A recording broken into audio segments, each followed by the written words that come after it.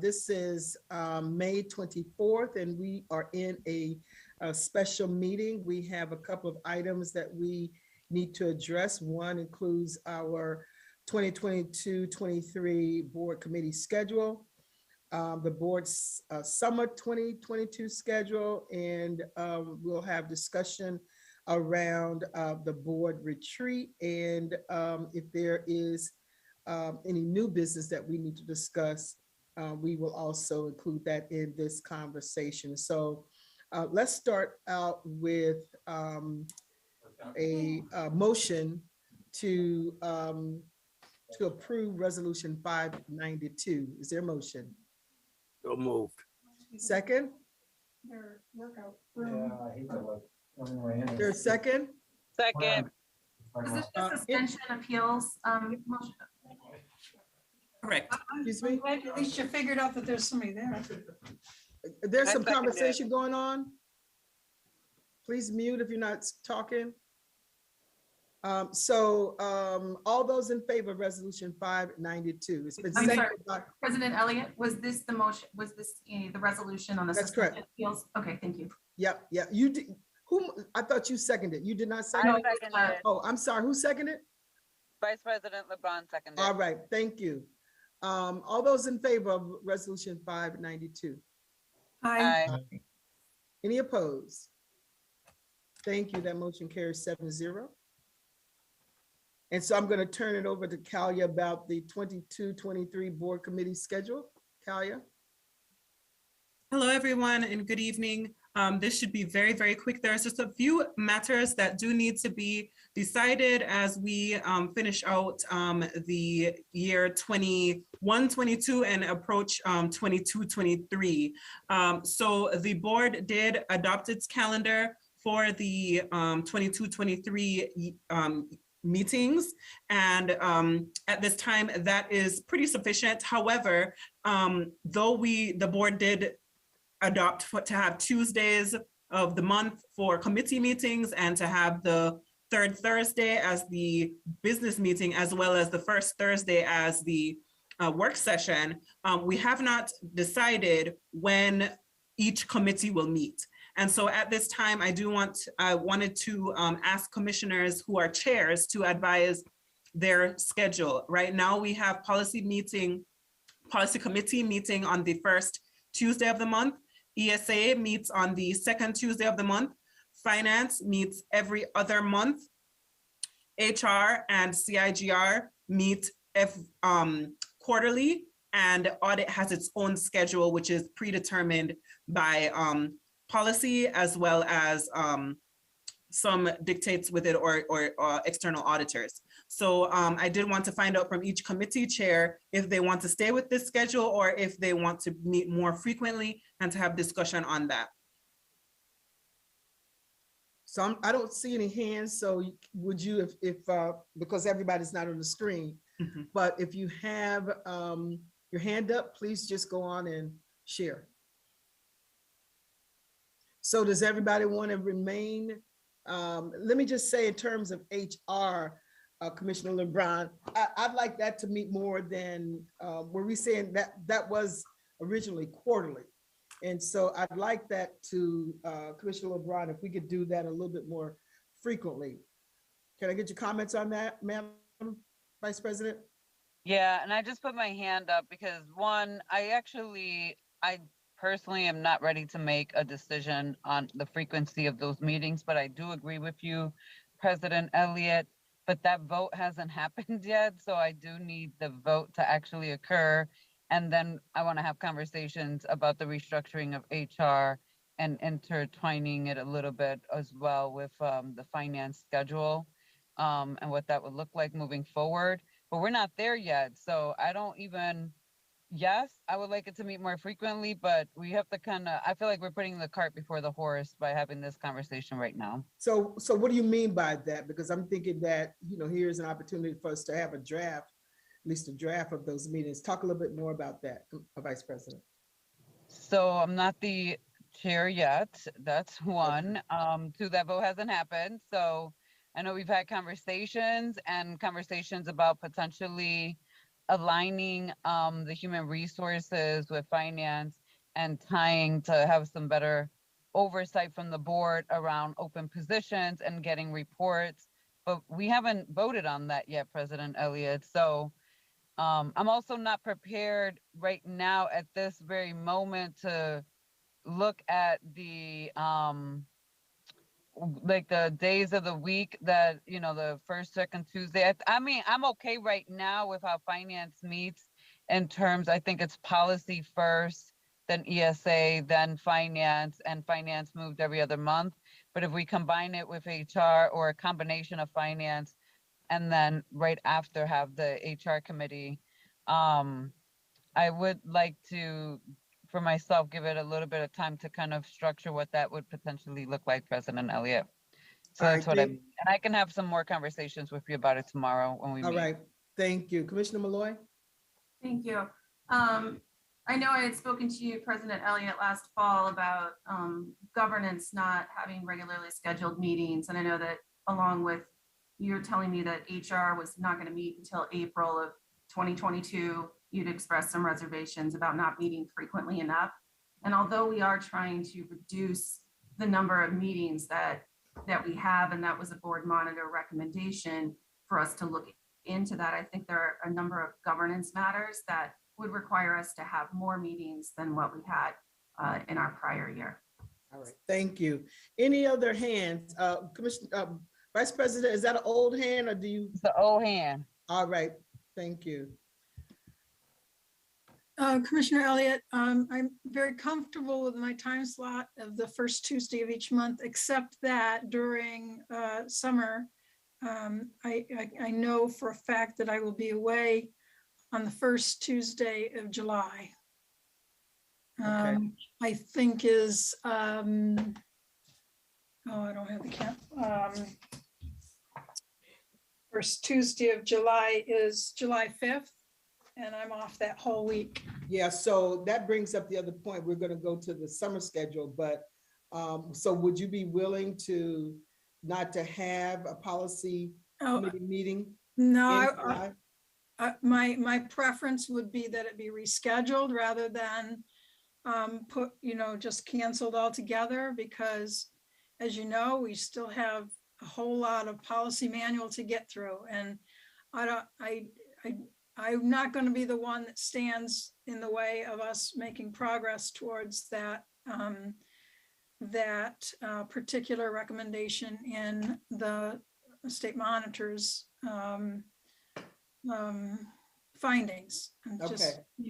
I'm taking it really seriously. So Thank you. Commissioner Adams, what about the Community Intergovernmental Relations Committee?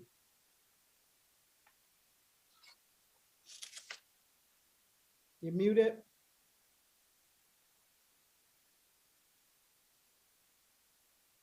Commissioner Adams, did you hear? You're muted.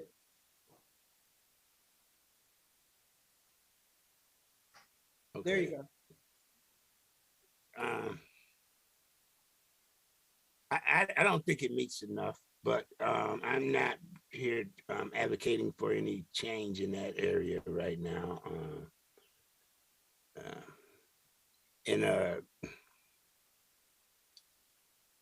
No, I'm not advocating for any change because I'm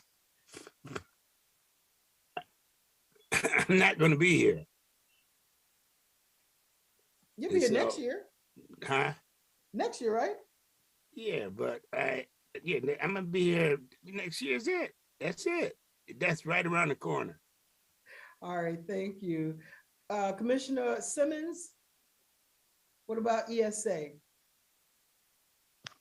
Yes, I'm okay maintaining the cadence of the second Tuesday of each month. All right, and Commissioner Patterson, Audit Committee. Same. Okay, all right. Okay. So it looks like we may have some discussion around HR and finance for the future, but for the other committees, it seems that everybody is okay with the frequency of their meetings. I was not okay with the frequency of governance. We definitely, that's been an issue. The last governance meeting we had our retreat last August, and then we didn't have another scheduled governance meeting until I think November. And then we had our organizational meeting, but the next governance meeting isn't until June 7th. And there are just a number, it's hard to always schedule special meetings month after month to discuss governance matters. I think that's one committee that it's worth looking into meeting more frequently. All right, thank you. Any other conversation around the committee schedule? All right, thank you. And then the next item is a schedule for the summer. Last year, I think we took off July. And I was also hoping that we could take off August, but let me open it up. Any comments on reducing our meetings for the summer? Commissioner LeBron, Vice President LeBron? Yeah, I would be okay with taking July off, but I would not be okay with taking August off, nor would I want any of the administration to be taking vacation during August. It is a peak time for the district, as is September. And I say that because we went through this last year. And also in any higher education institution I've ever personally worked at, August was a peak time for colleges. Nobody was allowed to take time off. So I do want to put that on the forefront now. I don't know if we have to ratify it through a policy, but nobody should be taking time off in August, and that includes the board, but I would support taking July off. All right, thank you. Commissioner Malloy? I wouldn't support taking July or August off. I think just in terms of governance, there are so many important things that we need to prepare for in the coming year.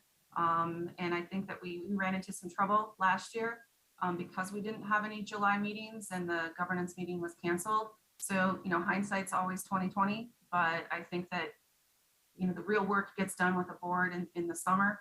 And although everyone takes vacation and that's important for our well-being, I think that it's really important for us to get the governance matters taken care of over the summer. Thank you. All right, thank you. But President Elliott, can I just ask, why was governance canceled last July? That's one. And two, governance is going to continue. The board is eliminating the committee by vote. There's a resolution to eliminate the committee itself Thursday at the board business meeting, with the plan that the board as a whole will move forward to address all of the needs that the board as a body needs to do to govern. So I just wanted some clarity around. If I recall, Vice President LeBron, I think it had to do that we took off. Did we take off August or did we take off July? Kelly, can you remind me? In the month of July, typically, and I know that Commissioner Powell will also be able to kind of provide some insight on this as well. Typically in the month of July, the board does go to a reduced schedule to allow for planning. Additionally, in August, the board does its retreats. Typically this year, we're moving the retreats up to July, hopefully, but the month of July was used as a planning month to plan for the retreat. And so typically in the past, the board does have a reduced schedule in the month of July to allow for prep and planning to move into the next school year. So we typically do a business meeting and a special meeting in the month of July. Last year, we also kept policy because we are under the policy manual review. So that committee did meet, but all other committees in the month of July did not meet. We did finance reports in the business meeting to facilitate that. So the board does get through its business in the month of July, but typically does go down to a reduced schedule just for the month of July. All right, thank you. Commissioner Patterson, you have any comments? Oh, I'm pretty new, but like I said, I'm fine taking off July and picking up back in August. All right, thank you. Commissioner Simmons. Yes, I'm okay with the reduced schedule in July for planning purposes, and then going full throttle in August. All right, thank you, thank you. So it looks like we'll take off in July, except for policy. That will be rescheduled, but all other committees will be. Except for the suspended. retreats then as well that we're gonna have for better governance. That's next on the agenda. May I ask a question, President? Absolutely. Because there are some things that I am trying to change per our discussion with ESA and aligning it with the academic and strategic plan, making sure those pieces are at the forefront. So with the changes that I'm hoping to make and how I would love to see that aligned, is that something I should be bringing forward to the board so that there can be a vote on those changes, that type of thing?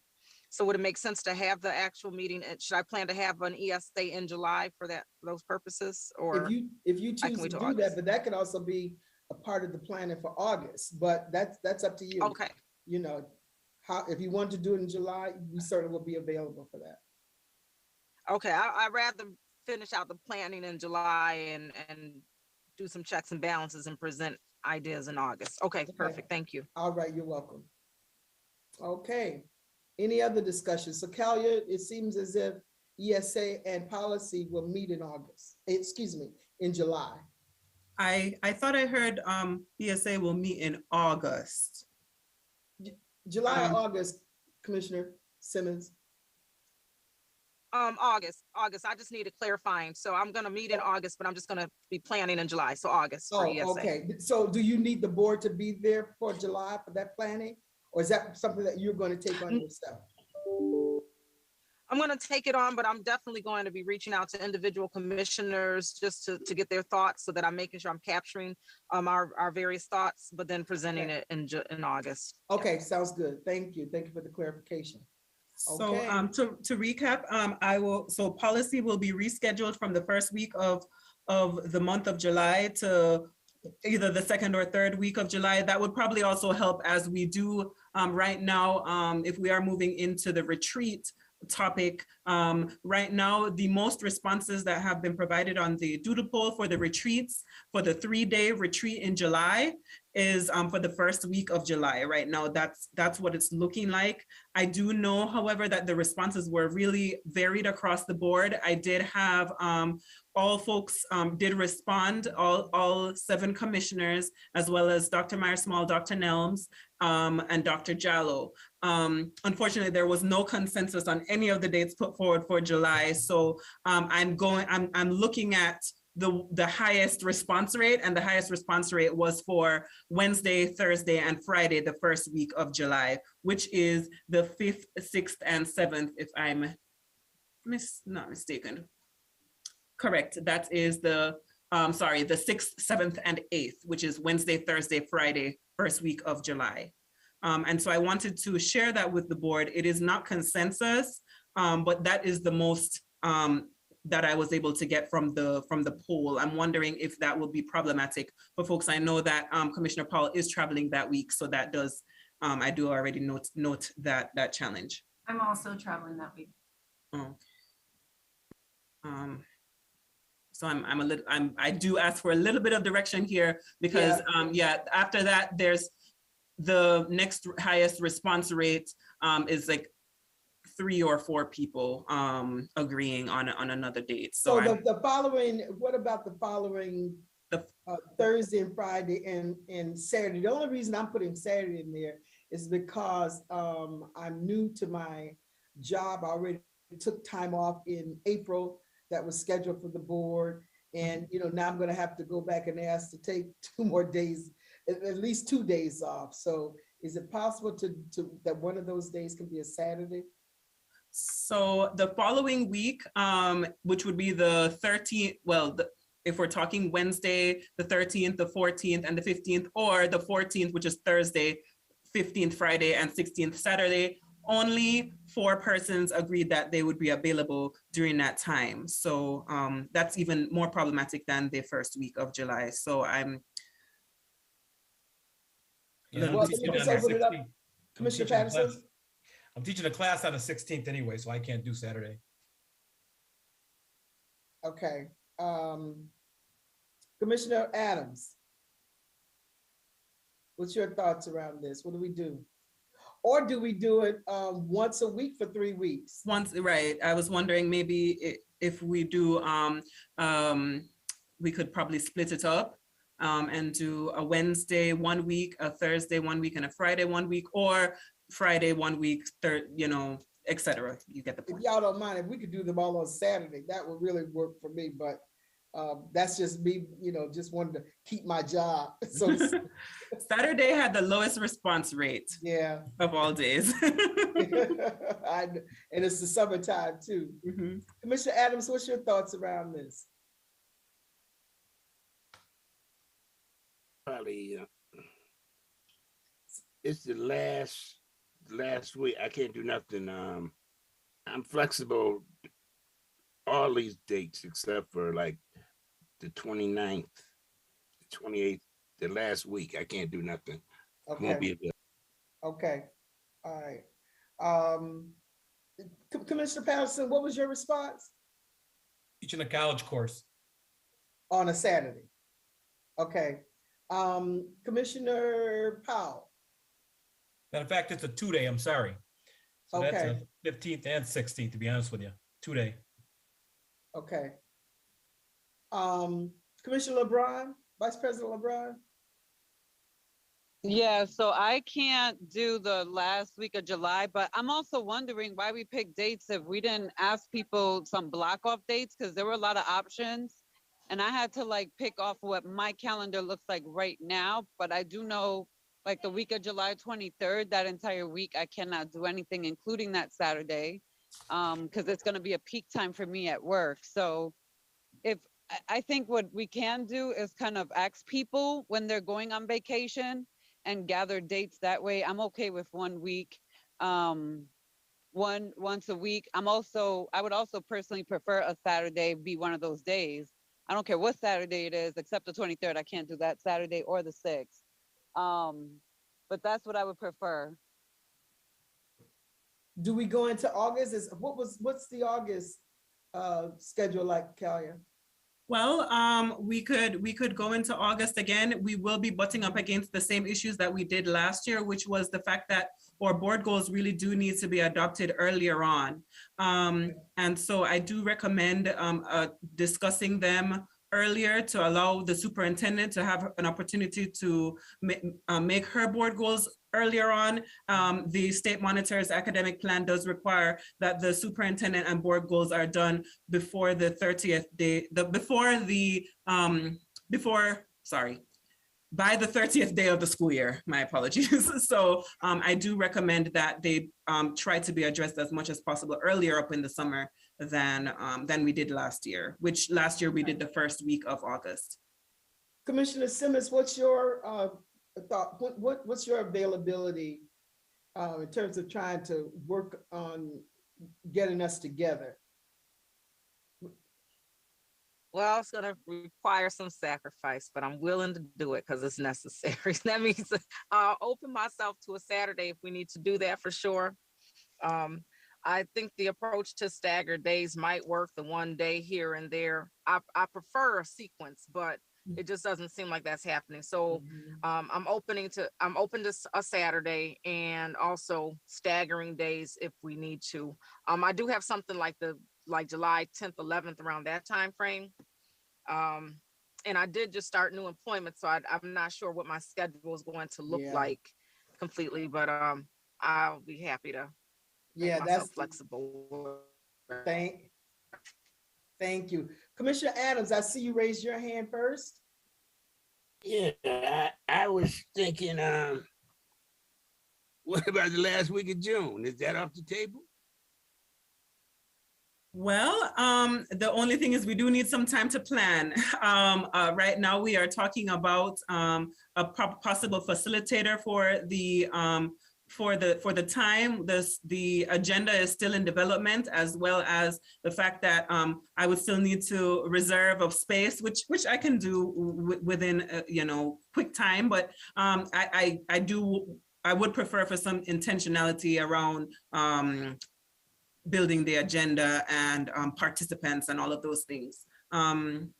So that I would kind of ask. Not enough time. Yeah, it's pretty soon. All right, Commissioner Malloy. Okay, I wasn't Oh, done. go ahead. In addition, I'd like to say I'm available as well on a Saturday. All right, thank you, Commissioner. Commissioner Malloy?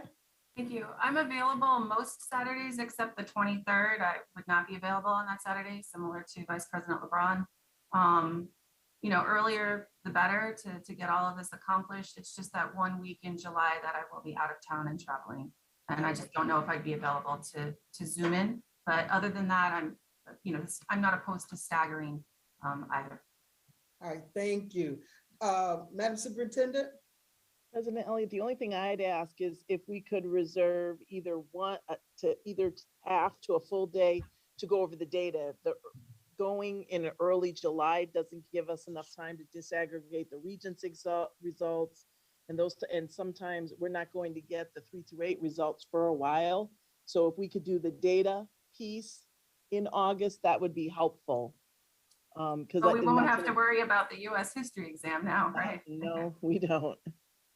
No, we don't. I'm just gonna close the door because the superintendent, I can hear her in her office and on the side.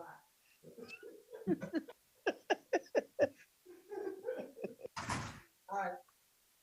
So that's all I'd ask.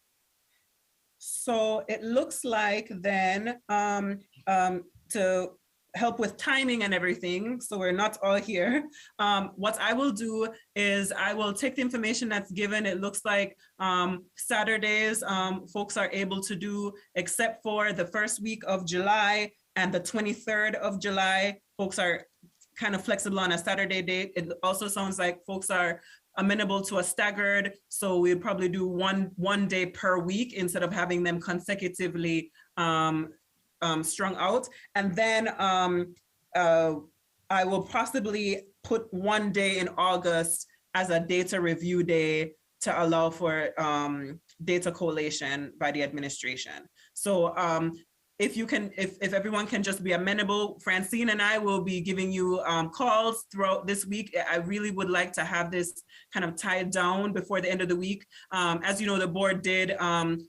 just 2 weeks ago agree that to have the retreat for 3 days. So that's why we weren't able to block calendars ahead of time. But now that we know that three days is what folks are looking forward to, I'm going to ask Francine to block days next summer so that folks with the planning for next year that we're able to have that with consideration, because it does sound like right at this time we're coming up against a lot of schedule conflicts. So next year we'll try to prevent that. That's it for me. All right, thank you. So in terms of the vendor, I don't know if you know, and I may have put it in a letter that I participate in, try to participate in weekly meetings of the Council of Great City Schools. And in one of those meetings a couple of weeks ago, I asked them to, if they had anyone who can help us to facilitate our retreat to, my question was, how do we get to a high performance level? What does it take to have a high performance school district? And without hesitation or a reservation, they all mentioned a person by the name of AJ Crabhill. And Callie and I spoke with him, and he is out of the San Francisco area. And when he was on the board there, that school district had lost its accreditation. And over 10 years, they were able to get that accreditation back. He is pretty well versed and knowledgeable. He was asking us about when we go into school visits, for example, do we go in there in terms of from an accountability perspective? So when we're going to visit schools, and what I said to him, we're basically just go in and have conversations, but we have not really gone in from a position of accountability, meaning that, we find out what the metrics are for those schools and then have discussions around, the status of those metrics. And what he's saying is that, you know, we should be going in there from that perspective. He talked about the fact that, you know, when they come into a school district, they are ferocious. You know, they really, you know, pretty forthright, you know, about education, because they want to, you know, make sure that the children in the districts that they consult, you know, are, you know, performing at a high level. Now, what he also said is that, you know, if our district was not, you know, pretty much on board with this, and then they would come in. They have to have, you know, buy-in from, you know, almost everybody. And so one of the things, what we tried to do is to see if we can get him to, at this meeting, but it was the nose was too short. But what I would like is that if you all can have a conversation, each one of you individually, or we could do it collectively at another time. And so while I'm not, I think it's an exciting opportunity for us to have this person. You know, I just want to be mindful, you know, to what Commissioner LeBron said last year about only having one vendor to choose from. And so we also have invited in, is it the Monroe County School Board or the New York State School Board Association? The New York State School Board, the New York State School Boards. I know that the Monroe County, I did also reach out to the Monroe County School Boards Association. I've done quite a bit of checking around or local partners. Right now, Monroe County School Boards Association is expended and they're not able to facilitate, but NISBA would be able to offer what they call a targeted or hybrid retreat where they'd be able to facilitate.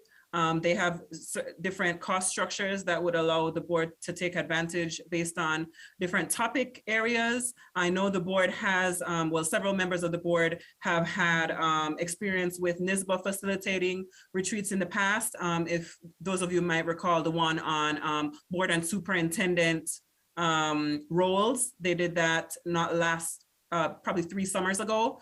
And there have been some feedback that persons want more targeted retreat facilitation. So that's been the discussion, but I have reached out and have gotten quotes from NISBA on that. Any, Commissioner Malloy? Thank you. I just wanted to make a comment that these are all governance matters that we are discussing. And as of this moment, I am still the governance chair. I should really be facilitating this discussion as governance chair because this is a governance meeting. I know we don't officially meet until June 7th for governance. And I realize that there is a resolution on the table to effectively strip me of my title, but I'm still the governance chair. And I should have been part of the planning of this meeting because I am still the chair. All right, thank you. Any other comments? President Elliott, I do want to just comment very quickly that, you know, the same issue I had, you know, last year with Commissioner Malloy only having one vendor for the anti-bias training, that I would have the same issue if you were just presenting one vendor to facilitate the board retreat. The same issue still stands for me.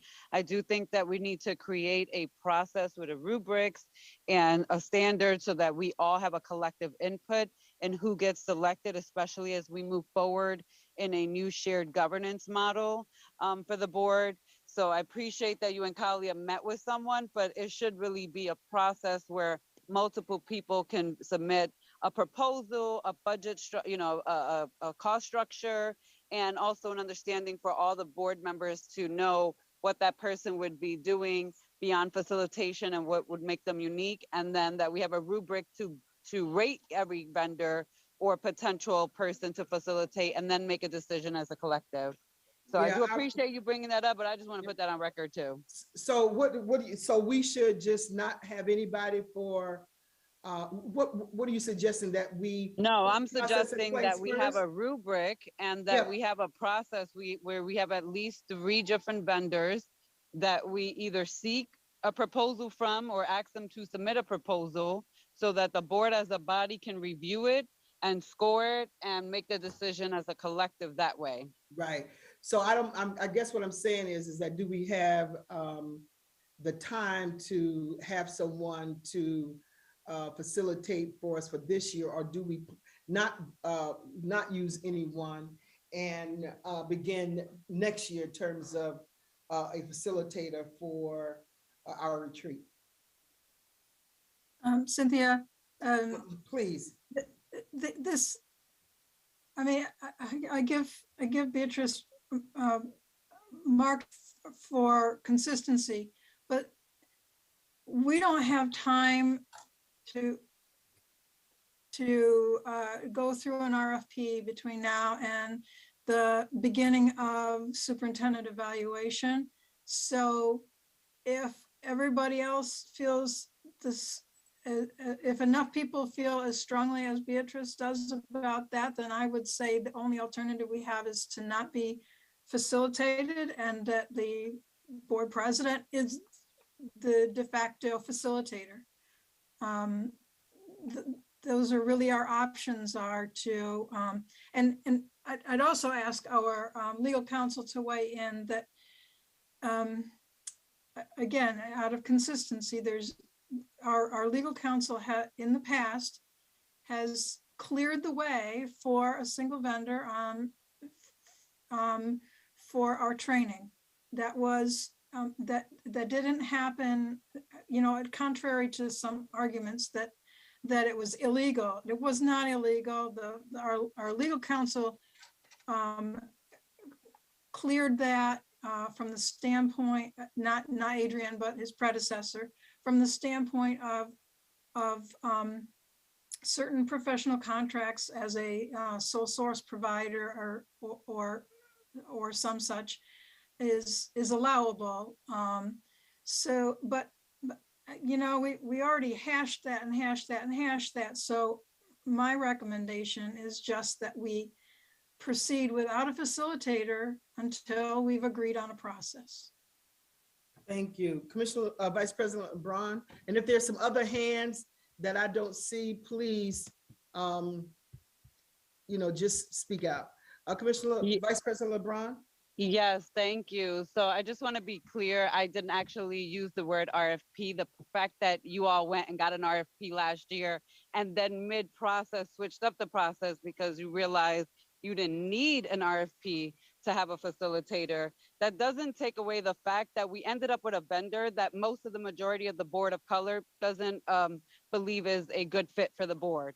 So rather than end up in that position again, I don't think it takes 20 months or even 20 weeks to come up with a rubric that we all can agree to for scoring. And if President Elliott and Kalia want to go and seek proposals from individuals and have the board score them and make a decision, it shouldn't take weeks and weeks. I didn't use the word RFP.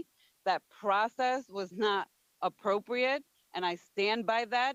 And let's put it on record that the legal advice that we receive is questionable given the circumstances that it occurred under. So we're not going to pretend that that didn't happen either. And nobody's trying to manipulate and take somebody out and make it personal, but we're going to go there. We're going to go there. So let me just be clear. I am saying that the board as a whole should have a say in who gets selected to facilitate, whether President Elliott goes and speaks to 3 people and says, put together a proposal so that my colleagues can rate it and make a decision as a body. I'm okay with that. I intentionally did not use the word RFP, which is a different process than what was then quote unquote cleared by legal because of certain circumstances that were happening. If I may interject briefly, I would say the legal advice is a proper topic for a closed session or an executive session. So I can provide the board some legal advice on you know, procurement laws and regulations at a next available executive session or a closed session. All right, thank you. Let me hear from Madam President, can I just repeat what I said earlier? I give high marks to Commissioner LeBron for consistency. I said that in the beginning. I meant it. And I don't understand why it's coming across now as a point of argument. I'm just offering up what I perceive to be the remaining alternatives, given that we have to start a superintendent evaluation process this summer. And summer is what, a month away, not 20 weeks, a month. All right, I see Commissioner Malloy's hand is raised. Commissioner Malloy? Thank you. I'm just switching screens here. I just have to reiterate that all proper procedures were followed, and all proper policies were followed. I think if we have an issue of policy, that's something that we need to address as a board, because I think that there are conflicting policies between different committees, and our policy, well, I think it's our board policy versus, I think, finance policies sometimes differ in language. So if that's what we want to change, then let's do that. I am not against procuring advisors to the board or consultants to the board using a standardized process. That is very important. Transparency matters. But I just want to say, I need to make this comment.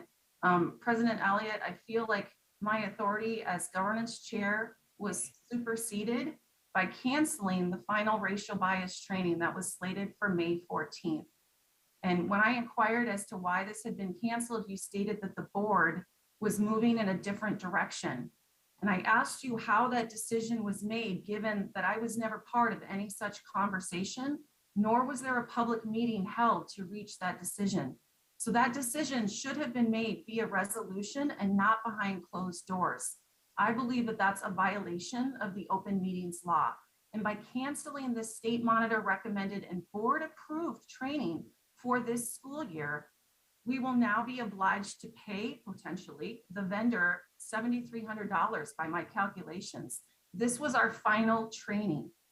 Perhaps some members felt that they weren't getting what they wanted out of the training, but we approved it for the 21-22 school year through June of 2022 by a vote of 5-2 last fall, with the understanding, of course, that we would revisit our particular needs as a board following this first time ever training, accepting that it might not be perfect, but that we would need to start work on it. So I believe that's the same rationale that you gave for approving the 22-23 budget, right? Like, it's bad, but we got to get it done.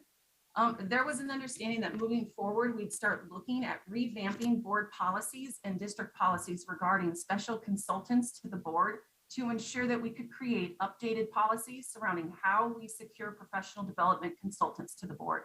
And our current policies obviously conflict. So I don't believe that it was your call to cancel this meeting, and there was never an official vote to do so. And it's a waste of district resources, the fact that this was in fact canceled. We had the understanding that we were all going to meet again together and find out collectively, because it is the job of the board to do anything governance related, that we would collectively decide as a board moving forward what would work better for us if some people did not agree with the services being provided. Thank you. Well, before I recognize hands, let me say this. First of all, I did not tell you that we were going into a different direction. Now, that's a lie. Yeah, let me just put that out there. Number two, it's on record. I got the email. Number two is that it was so bad. It was the session was so bad, and she was so disrespectful that I know I didn't want to be a part of that. And there were others who said that they didn't want to be a part of that because it was just that. And like I said, she was disrespectful.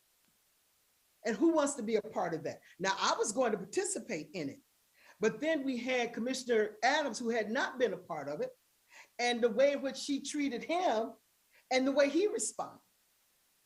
So in terms of me wanting to be a part of that, and you left the open session, you said you had to leave for whatever reason. And so because you had left, listen, it's on you if you decided to have left, but the business of the district still continues. And so we did that and we made the decision, okay?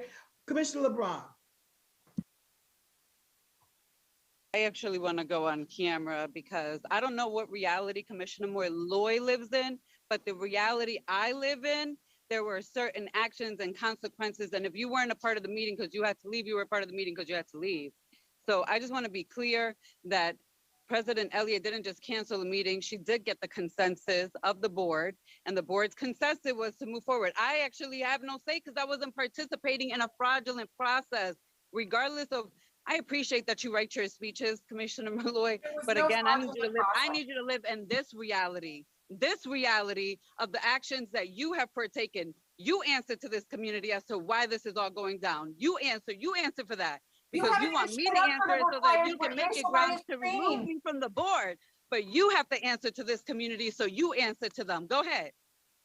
Tell the Commissioner community the Adams, truth. Tell the community the truth, Amy. Commissioner Adams. Oh, I really was concerned about how that ran. For medical reasons, I missed the first session. No, it wasn't even medical reasons. It was for, I was attending a school event, and so I got there late. No, or I wasn't there. Oh, I wasn't there for when we hired her, when she came and did her presentation. That's what I wasn't there for.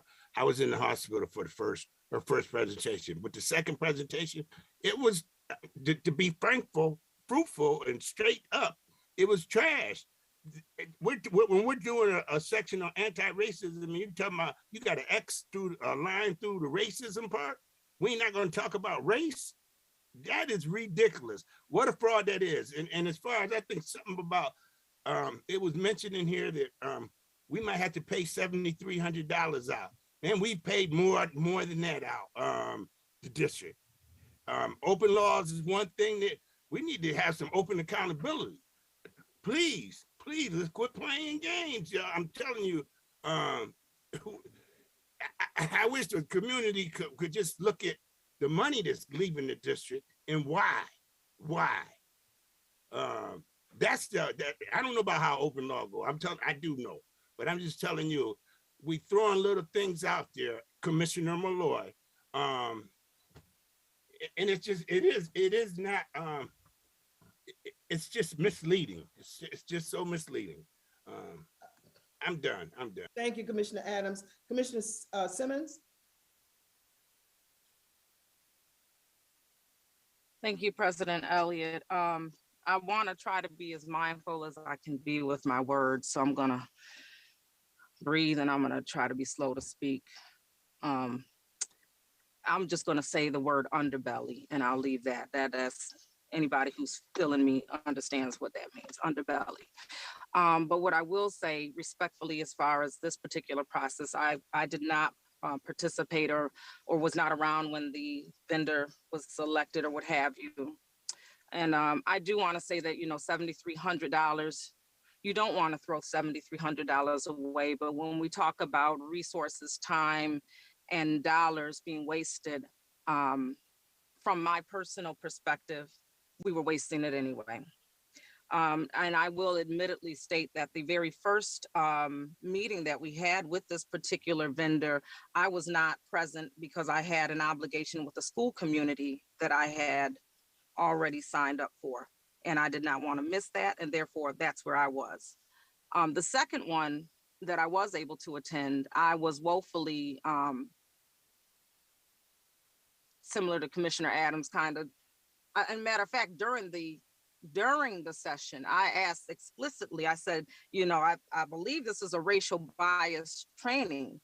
And when we're talking anti-racism, racial bias, I expect to see those sentiments direct, explicit, and understood. And I didn't. And so I did ask about that because I said, well, maybe I missed something in the first meeting. So there were a few things, the approach to the facilitation, that it just was not effective. And I'm a person who truly enjoys coming in ready to learn. Even if I don't want to get up on a Saturday morning or whatever the case is, I will come in and I love to challenge myself to learn, to find something new, and to be open to ideas that maybe I didn't know. And I was not getting that out of this training. So as far as a waste of resources, the fact that we selected this particular vendor, unfortunately, and this for this particular occasion seemed to be a waste to me. I'll stop there, but we need to be paying attention to the underbelly. Dr. Jallo, thank you, Commissioner Simmons. Yeah, good evening. I really want to ask the question of, what's next? There's still a recommendation on the floor, so to speak. So I don't need an answer today, but I need an answer soon as to what's next. What are the next steps as it relates to not so much the vendor, but relates to the actual process or the actual need or the actual training. Not for tonight, because I understand there may be some emotions there, but still think that there's a need as it relates to the training and how everybody's disposition may impact how you spend your resources or how children learn or how the district operates. So I'm just making the request that within the next week or so, I can have a clear understanding as to the direction you'd like to take from here so that we can see how it gets recorded or not in the plan and in future quarterly reports that are coming due.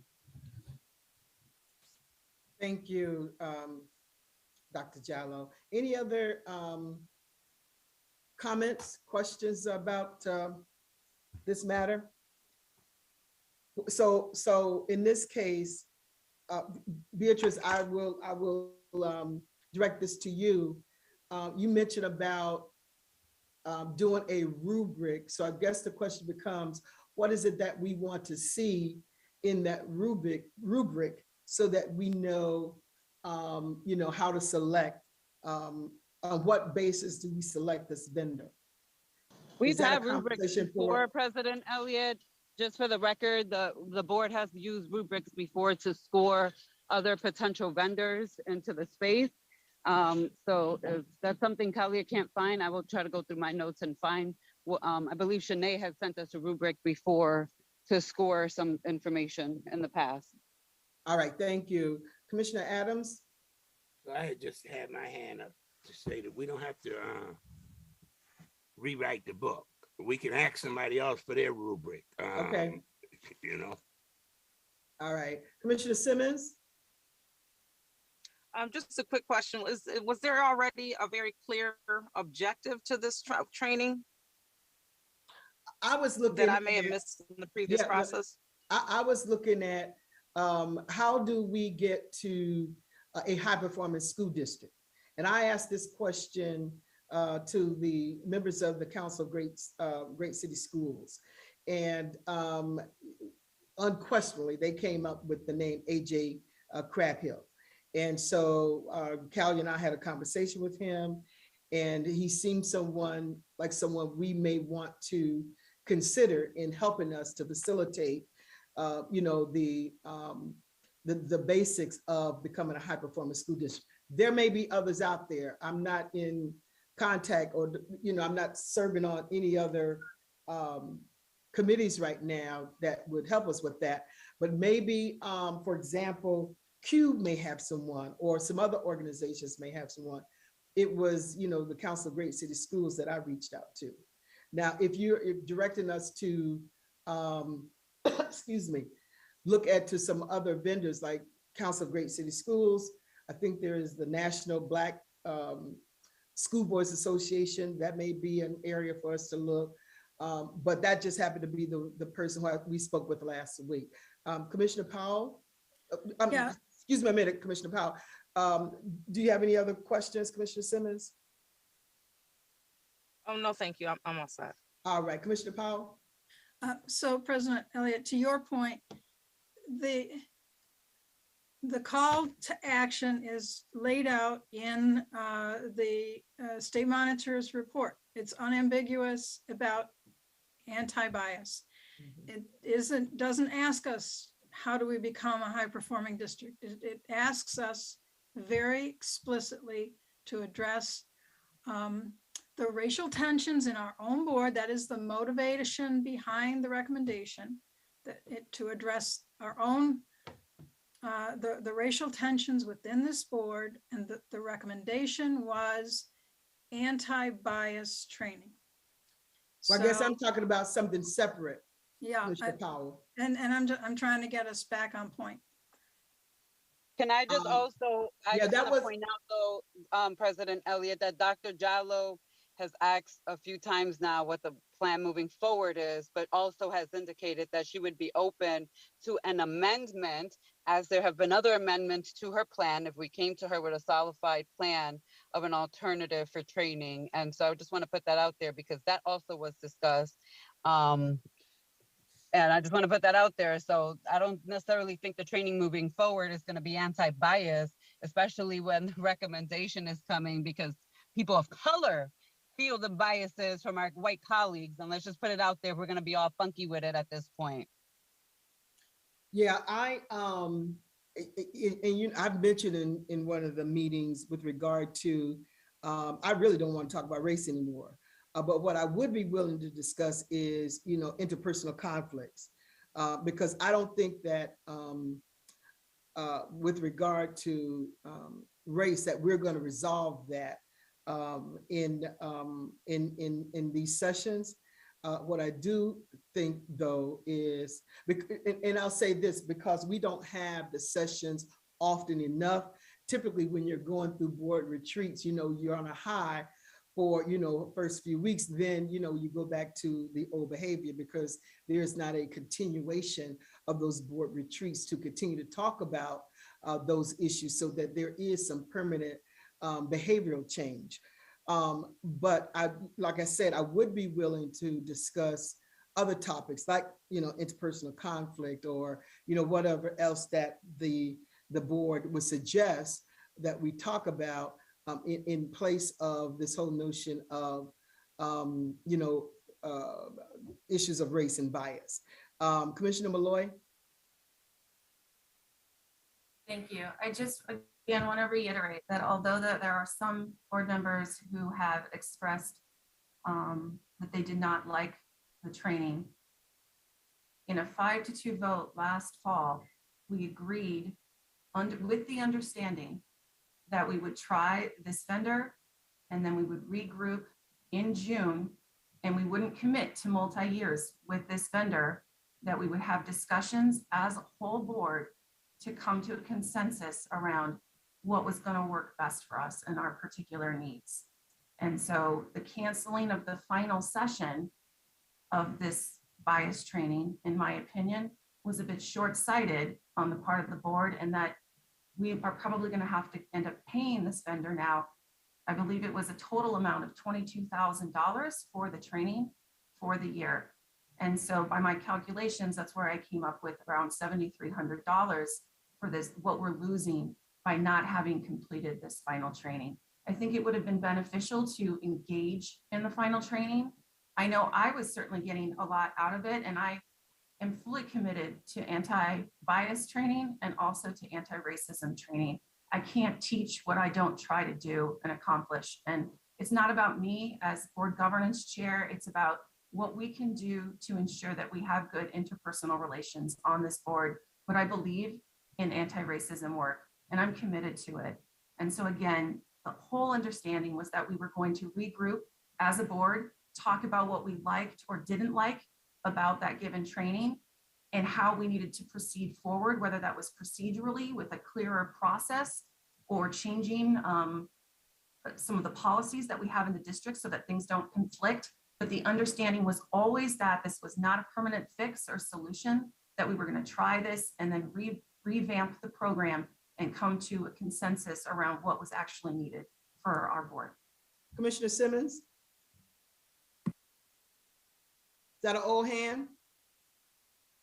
Thank you. No, this is a fresh hand. Okay. So yeah, that goes back to my previous question, which you answered for a different topic. But yeah, that was my confusion with this particular training. What was the objective? Because again, I hear us interchangeably using racial bias or anti-racism, but then when I asked the facilitator, I was told it's bias training. And because I explicitly said, if we're talking about race, then I'd need that stuff explicitly. You shouldn't be guessing. You shouldn't be trying to figure out where race is in it. And unfortunately, I know we are tired because we live it, breathe it, we every day, the reality is it's an obligation and we have to lean into those things, even those things that we are tired of, even those things that we are uncomfortable. And there is a distinct difference between racial tensions, addressing racial tensions among board members, and interpersonal conflict. Those things look very different. And so when I go into a training, if we're going to be doing interpersonal conflict, then let's talk about interpersonal conflict. But if we're going to be talking about race, then let's talk about race and let's be real clear and specific about it. And unfortunately, a lot of decisions and actions have taken place that have cost us a lot of dollars in this district, unfortunately. That's the reality. And so, my father always said, when you're pointing your finger at someone else, you got a thumb pointing back at you. So I think that we should all check ourselves. That's my opinion. But again, I just want to know as we move forward, if we're addressing racial tensions among board members or interpersonal conflicts or both, so that I can come in with an expectation of what to receive. But even if whatever we were addressing, that was not effective. But I would love that clarity, and we'll support as we move forward, because that's the question on the table. I would love to support as an individual board member, being part of sending out my thoughts on what I would love to see in the criteria and how we go about making the decision, what we would all collectively like to see in this training, all 7 of us, and trying to figure out in the middle where we can meet and find common ground and have a robust training that is helpful to everyone. I'll tell you what that comes to mind. I would participate in a session on white privilege. Commissioner Adams.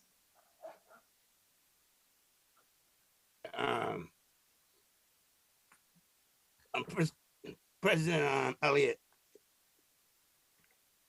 I know you got a lot on your plate. Going to these meetings, new jobs, been on the board a while, been to a lot of different trainings. 2 babies now that I'm helping to raise, a 3- and 4-year-old who now lives with me. Yes, and so I know you have a lot on your plate, but I'm gonna have to ask you to get a bigger plate, because we need to have trainings about racism, man. We don't need to dress it up.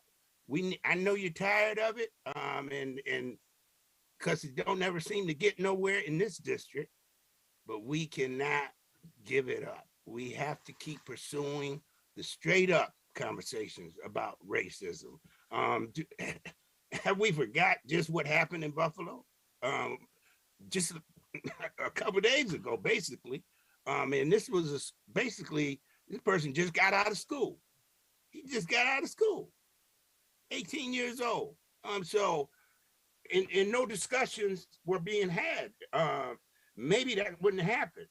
So I just beg to disagree. I know why you said you didn't want to talk about race, because you feel like it's not gonna, but I just have to disagree with that, to say that we must move forward with talking about racism. Thank you. I'll take that on advisement. Vice President LeBron.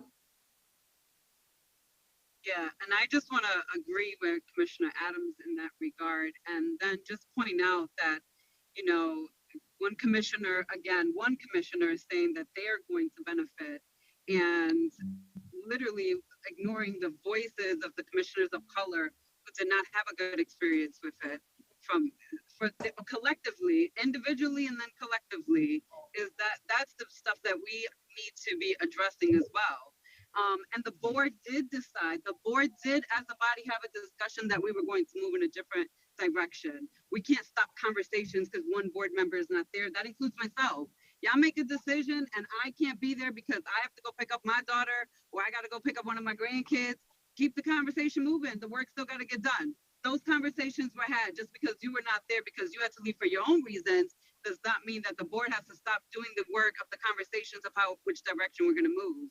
And the audacity to talk about the cause when we have been put in certain situations that have cost the district money, that have cost us giving children money in their classrooms over individual decision making. And that's what I'm gonna say, because I think that this community can decipher what's going on, and they can read through scripted speeches and have an understanding that something bigger is happening in the conversation that we're having right now. That's all. All right, thank you. Dr. Jallo? Yeah, just very quickly, I wanted to respond to Commissioner Simmons' question. I do believe it's both. I do believe it's interpersonal and it's race. I mean, Buffalo is certainly a huge example, but you have multiple examples daily in this district. Whether you're looking at staffing, whether you're looking at funding, whether you're looking at curriculum, whether you look at who goes to what school, I mean, the examples are endless, and they start with this group here on this screen. So I do think it is both, and probably a few other topics for enlightenment and discussion and deliberation as well. So I think it is anti-racism or racism as it pertains to leaders of an organization, as well as how those leaders address, communicate, trust, and work together as well. Okay, so I just wanted to make sure that your question was answered. Yep. Thank you so much, Dr. Jello. I definitely appreciate that. It is both. I mean, interpersonal relationships are lifelong. Like, that's just an ongoing piece that we would have to focus on. I would love to see both of them, but I need them explicit. Let me go on mute.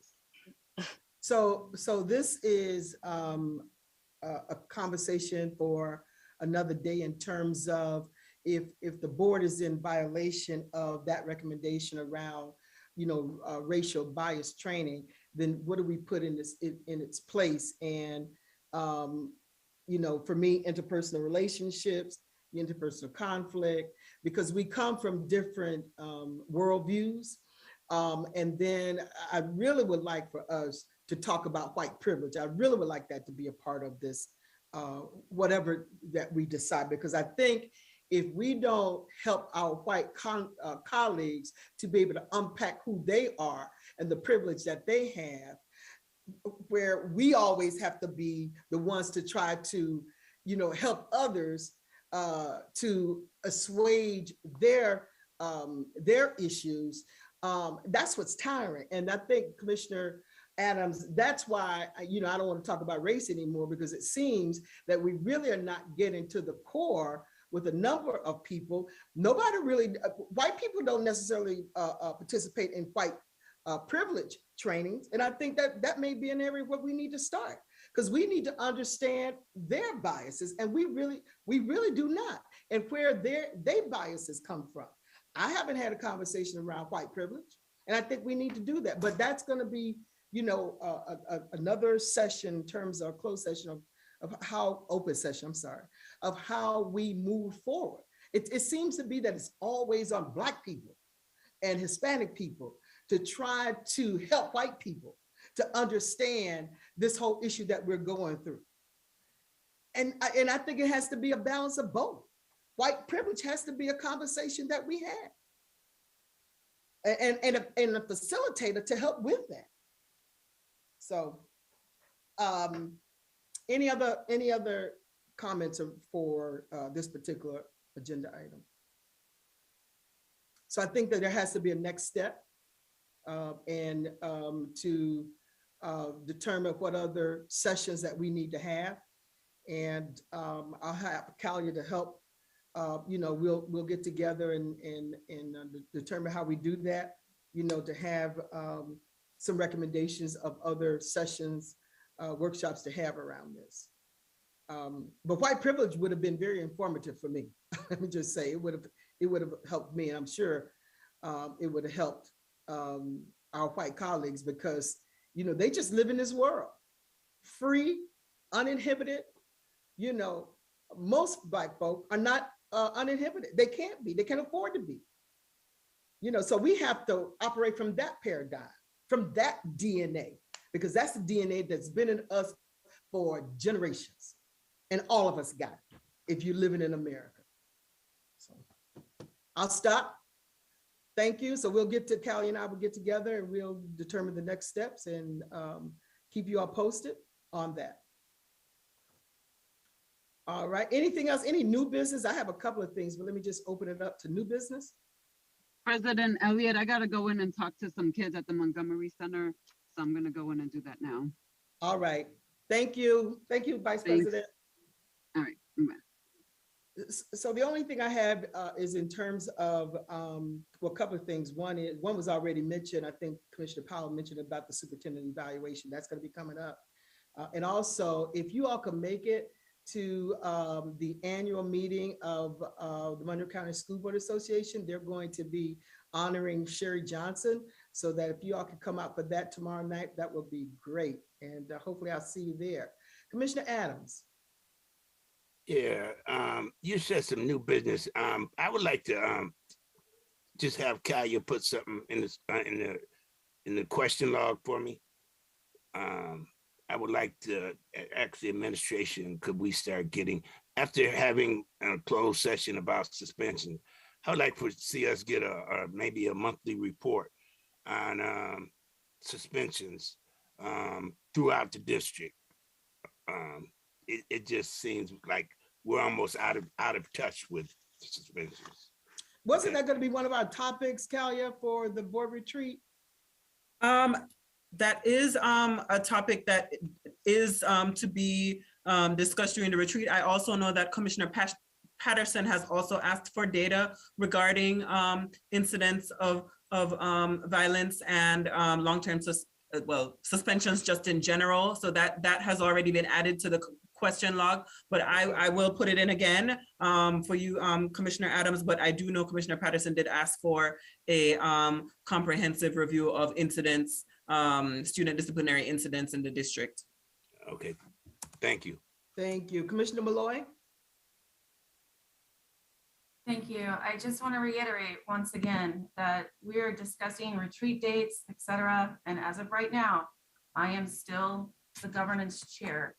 And although there's a resolution on the table to strip me of my title by eliminating the governance committee, I am still the governance chair and I should really be chairing this meeting. And, you know, I have to say that the objection, I have a huge objection to the resolution to eliminate the governance committee and on a number of grounds. You know, governance, it says right in the resolution that's going to be before us on Thursday that governance, they're doing this because governance needs to be the collective responsibility of our entire board, but it always has been the collective responsibility of our entire board. No individual board member or committee chair has ever had the power to dictate policy without the full board approval.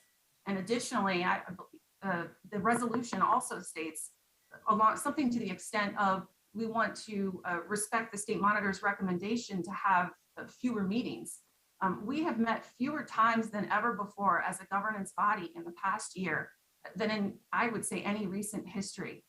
And I'm sorry, but I have to say this, President Elliott, you have made it very clear in our numerous conversations that you do not want me chairing the committee and that you would like to oversee all governance matters as president. And I feel like there is a serious conflict of interest here, especially as it relates to your overseeing the superintendent evaluation process. Your intent to control governance matters was made clear to me when you asked me to step down as governance chair in late March of 2022, and I refused to step down, having been overwhelmingly reelected for a third straight year in January of 2022. So why eliminate a committee just because you don't seem to like the person running it, or because they disagree with you on a policy about teaching and learning matters, or because they support all of their employees in the district in ways that you object to? I have to say that this almost feels like some sort of censure of a fellow board member, which is illegal, I should say, under New York State education law. This board cannot legally do that. And I can't ascertain the motives for this, but the wording of this resolution and the action don't make much sense. And we won't move forward as a governing body for our students with this action. We're here for our students, and governance, more than any other committee, is critical, right? One of the key duties of the governance chair is to facilitate conversations around the super eval process. You have been obstructing my ability to do this in the last few months. And I think we should rewind a bit before you ask me to step down as chair immediately prior to the superintendent's informal mid-year evaluation on March 9th, you sent me a text stating that you wanted to lead the discussion around her informal evaluation. And I agreed to this at the time, given unique circumstances, but that conversation never took place because of other discussion items you brought up. Because this mandated conversation never took place, Dr. Jallow cited governance in her report for not having had the discussion, which the board clerk brought to my attention on Monday, May 2nd via a phone conversation. In 1 week, that's due to the state. In 1 week, we need to have our superintendent's evaluation process in full gear. So with the state monitor's transmission to the state slated for the following week, I attempted to schedule a special meeting to have this conversation with the board. And as my next official governance meeting wasn't until June 7th, that's why I wanted a meeting. In fact, all of the committees, governance has always had, I think, the least amount or the fewest, official meetings.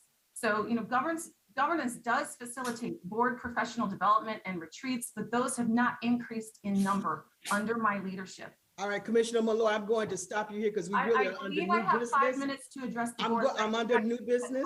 We're under new business. This is Commissioner, new business. Dr. Myers-Smalls? I have the floor. This is. No, you're out of order. You're out of order. We're under new business now. Dr. Myers-Small? I'm sorry, point of order. And I will remind you, in Robert's rules, a point of order must be weighed in on. Our bylaws allow any board member who has been recognized by the chair 5 minutes. I don't know if anybody started a clock, but but our bylaws say that once a person has been recognized by the chair, and Madam President, you did recognize her, then she has 5 minutes to make her remarks. Old business, new business, that's what the bylaws call for. And I don't play this game like I'm showing favoritism. I'm applying the bylaws and our Robert's rules as they are written.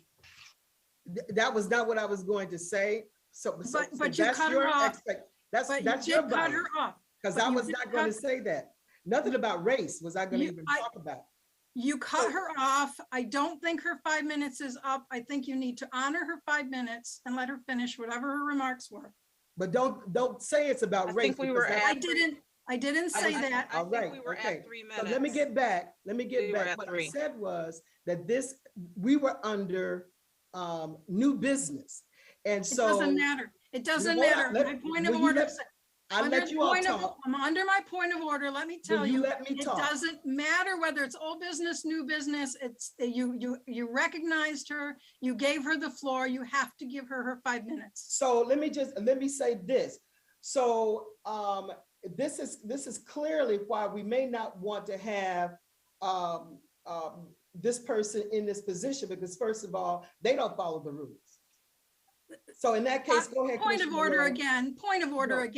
That is not what is at issue here.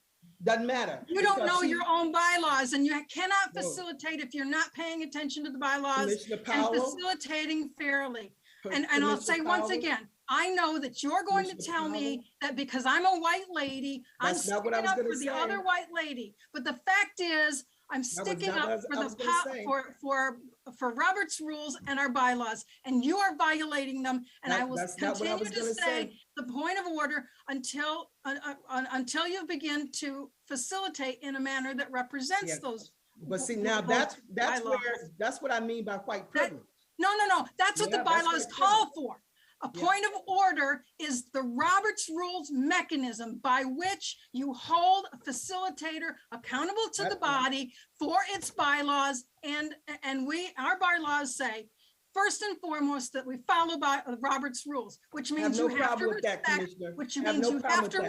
a point of order.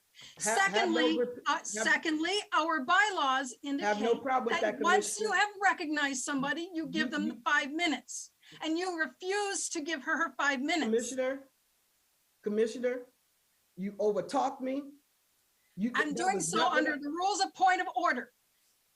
You have to recognize that as a facilitator, you have an obligation. You have an obligation to follow Robert's rules. Commissioner, And that means that you Commissioner make a Powell, ruling on the point of Commissioner order. Powell, and then you're disrespecting the chair because you're not. No, giving me- point of you're not- order allows me to, Commissioner- requires that you respond to the point of order, not to move on, not to change the subject, not to give someone else a chance to speak, but to rule on the point of order, which you have failed to do. Thank you. Dr. Okay, Murray Small? I heard the president call on Commissioner Malloy. So can we please move forward with this meeting? Because I don't know what's happening here. Yeah, But I me did either. hear you make the correction, Commissioner Powell. I did see the president tell Commissioner Malloy to please continue so that she can finish out the 2 minutes remaining in her 3 minutes to total out her 5. So let's start there, please. I believe our parliamentarian has his hand raised. I was going to say in regards to a point of order, once a point of order is raised, the chair asks the member to state the point. And after the member does so, the chair rules on whether the point is well taken and states the reason. So that the chair gets to decide whether the point is made. And if the person who raised the point disagrees, then they can kind of file an appeal. Yeah, so. I think the president has ruled on the point of order. Yeah, and I did it based on the fact that we had moved away, we were under new business. And I wanted to move on to Dr. Myers-Small. So given that we've heard from the parliamentarian, I'm going to call on Dr. Myers-Small. Good evening, commissioners. I just wanted to go back to the student suspensions. Yeah. And I thought we had submitted that information relative to the board request, so we'll make sure we get that out per Commissioner Patterson's request. And then going to what Commissioner Adams said, one of the suggestions that I was going to make to the board as we start up in the 22-23 school year is that as soon as practicable after the month has passed, that we would present to the board through the Friday letter a disaggregated charts and graphs relative to suspensions based on gender, based on grade level, elementary versus secondary, et cetera, so that we can have, you can have that data and then we can have informed conversations as a result of the data. That's what I just wanted to submit. Thank you. Thank you. Commissioner Adams? So, I don't want to go backwards, but I have to publicly take note of, I just noticed Commissioner Powell pretty much yelling at President Elliott in a way that, for me, we all need to have Teflon suits anyway. But I seen somebody got served some papers here at the board, basically, for their behavior in the board. And I just really think, as talking to another person, I just had to put it on record that I thought that was really hypocritical. That's all. I'm done. Thank you. Commissioner Patterson? Commissioner Patterson, I think you had. Yeah, I'm gonna lower my hand. Thank you. I'm sorry. Okay. All right. Any other discussion under new business? I don't know. You may have to redirect me, President, under new business. But I would like to see us go in the direction, additional direction of board accountability. Because we, as a 7-member board, cannot sit over a district of students that we say we care about, and we tout all these tokenized terms and misread them, misuse them. We can't sit here and responsibly govern a district that is failing and turn it around effectively with what I'm experiencing this evening. Yeah. And I have to constantly do a check and balance with myself because I don't want to become part of this. Yeah. I want us to become a better board. but that's a level of not only joint accountability amongst all of us as members, but our individual accountability as well. So And yeah, I felt like I was watching the Amber Heard Yeah. trial. Like we need to really be cognizant of truths Yeah. that were put, like, stop playing. Stop playing. This is not politics. These are kids' lives. This So is let's- education. Yeah, so let's have that conversation at another time. A point well taken. So is there any more discussion under new business? Commissioner Malloy, is this under new business? I believe that new business also includes the resolution that we are going to be looking at to vote on Thursday. And so, No, yeah, it's not under new business. It's not under new business. I mean, you can try to silence me, but everyone deserves to be heard. And it's highly undemocratic to not allow people to voice concerns. You have a resolution on the table to strip me of my title on Thursday, and I will be the only commissioner without a chairmanship. And you have just assumed all the roles of governance this evening without any authority to do so as board president. These are governance matters that you are discussing. And as of this very moment, I am still the governance chair. And we all deserve to be heard. All right, thank you very much. Motion to adjourn. Motion. Can I get a second? Second. Second, all those in favor? Aye. Aye. Aye. Good night, everybody. Thank you. Night.